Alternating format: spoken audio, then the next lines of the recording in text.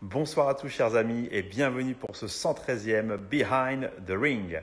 Toujours dans la promo donc de l'Apollo Boxing Night Round 16 qui aura lieu samedi, donc dans 4 jours au Carreau du Temple le 17 juillet. On accueille ce soir encore un boxeur pro qui va se produire dans la soirée, Maxime Devino. 8 victoires chez les pros, une défaite. Excusez-moi, ça a coupé. Il a été en équipe de France amateur entre 2013 et 2016. Donc c'est un personnage qui se produira également samedi.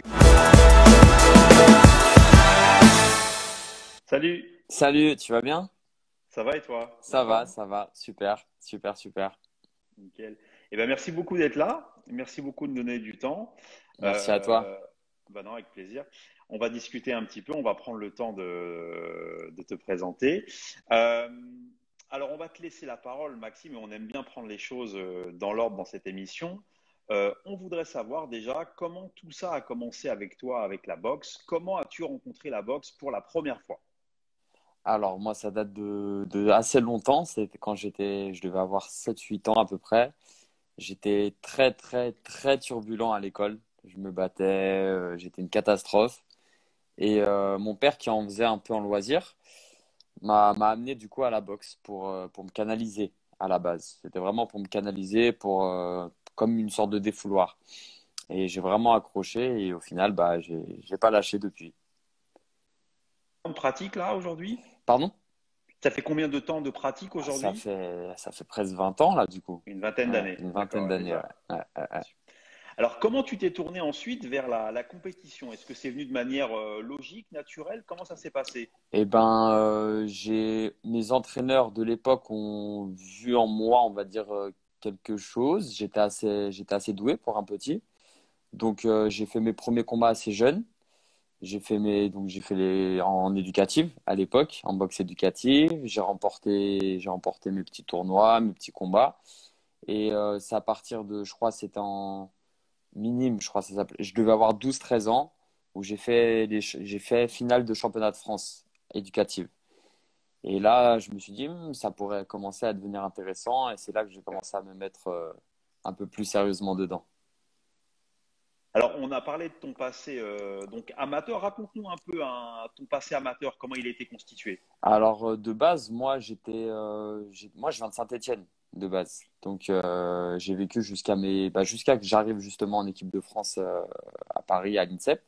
Mais sinon, j'étais de Saint-Étienne. Donc, j'avais fait les championnats juniors, mais sans forcément des grands résultats. Je finissais souvent en demi-finale, quart-finale. Et c'est surtout ma première année senior où ça a décollé. Donc, il faut savoir que j'ai commencé à la boxe en droitier par un entraîneur qui était les entraîneurs un peu à l'ancienne, qui avait plutôt la flemme de me faire boxer en gaucher.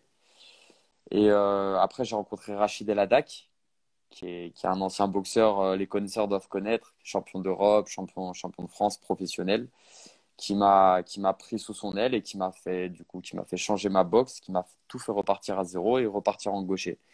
Et un an après, pour ma première année senior, j'ai fait les championnats de France et je me suis fait repérer par le staff et c'est là que je suis entré en équipe de France.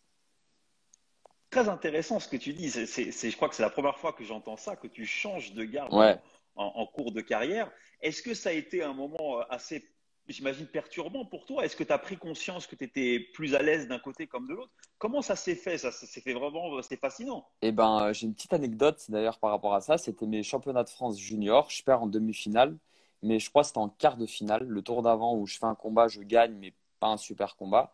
Et il y a l'entraîneur très réputé, Papou, que je salue d'ailleurs, de Bourgoin-Jallieu, Exactement. Ouais, ouais. quand je descends du ring, il vient me voir. Il connaissait bien mon entraîneur Rachid. Il vient me voir, il me regarde, il me dit, je le connaissais pas plus que ça, hein. Il me dit, toi, t'es un gaucher contrarié. Juste en m'ayant vu boxer, il me dit, toi, t'es un gaucher contrarié. Je dis, ouais, je suis gaucher. Comment t'as deviné? Il me dit, bah, j'ai l'œil, j'ai vu. Il me dit, ouais, un conseil, remets-toi en gaucher. Mon entraîneur Rachid, qui savait pas que j'étais gaucher à l'époque, parce que moi, voilà, on m'avait toujours fait boxer en droitier, je m'étais pas posé plus de questions que ça. Il m'a un peu engueulé. Il m'a dit, mais comment ça, t'es gaucher, tu me dis rien? Enfin bref. Du coup, il m'a tout refait boxer Je suis reparti presque de zéro, où c'était un long travail, où j'ai pris des bonnes raclées au départ. Ouais, c'est sûr, ouais. J'ai pris des bonnes raclées, et puis j'ai travaillé vraiment. Je pense que c'est l'année dans ma carrière de boxe où j'ai le plus travaillé, où pour changer, pour reprendre les bases, tout ça, Rachid El Hadda qui m'a très très bien reformé du coup.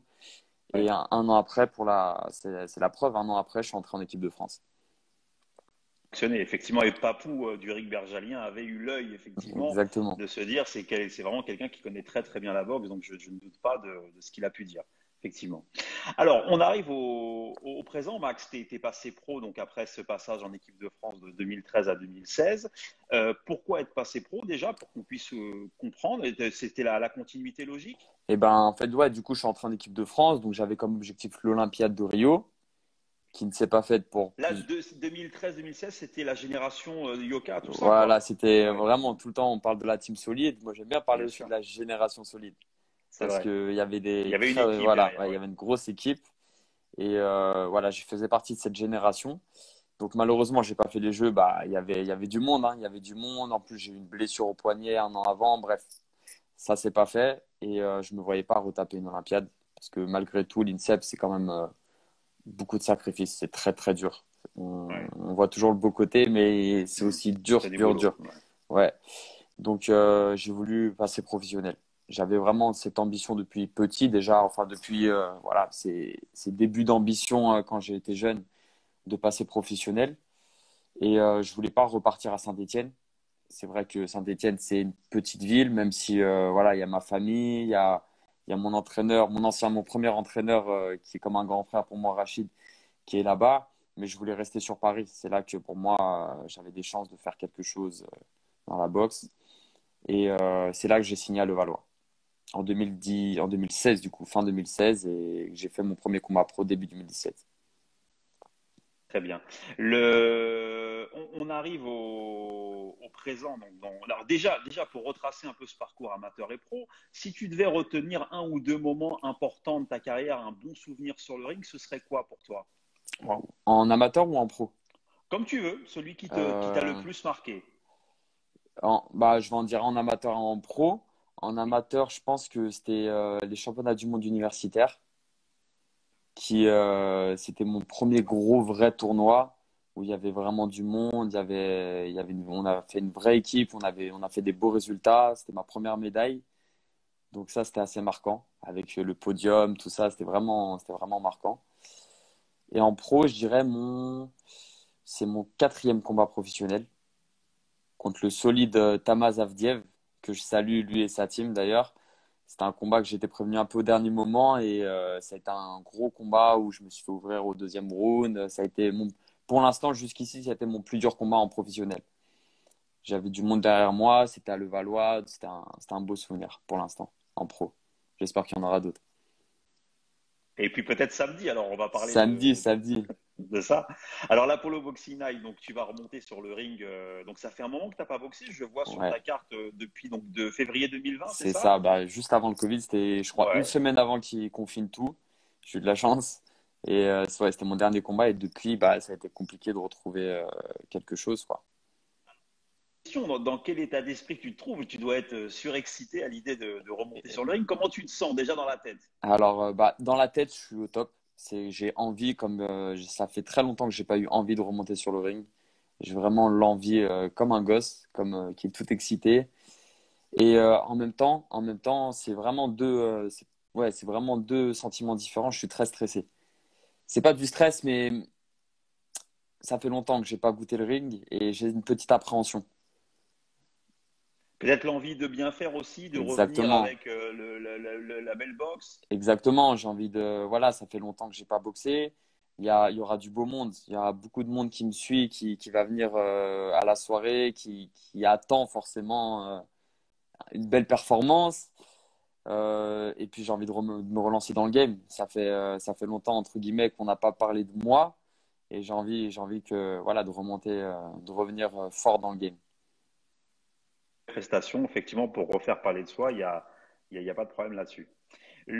Alors, à côté de ça, donc on a compris là, ce sera ton dixième combat pro, Dixième, c'est ouais. ça, hein? Ouais, c'est ça. Ton dixième combat pro, donc on va laisser les choses se faire combat par combat. Aujourd'hui, dans la vie, comment tu fais? Tu te consacres à la boxe pleinement ou tu as un emploi à côté? Comment tu t'organises au quotidien, notamment avec le Valois? Alors, moi, je suis coach sportif. donc diplômé. J'ai eu mes diplômes à l'INSEP d'ailleurs. Je suis coach sportif, c'est ce qui me prend le plus de temps, c'est ce qui me permet de vivre. Parce qu'on sait qu'aujourd'hui en France, c'est compliqué de vivre de la boxe.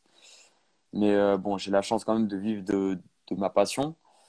Et voilà, et à côté, forcément, j'ai les combats. Donc là, c'est vraiment un entre-deux, surtout avec le confinement. Le coaching a pris le dessus sur les entraînements, Sûr. forcément.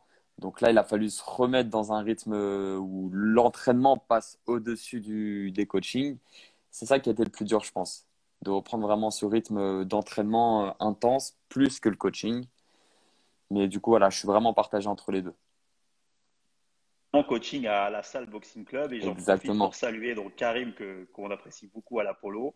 Donc on lui passe également un petit bonjour. Un gros big up à toute la team Ouais, d'ailleurs qui va venir en qui nombre sera là. normalement ouais, samedi. Absolument, tout à fait. Bah, Max, on est vraiment ravis d'échanger avec toi. On va te laisser le mot de la fin avant de se retrouver samedi.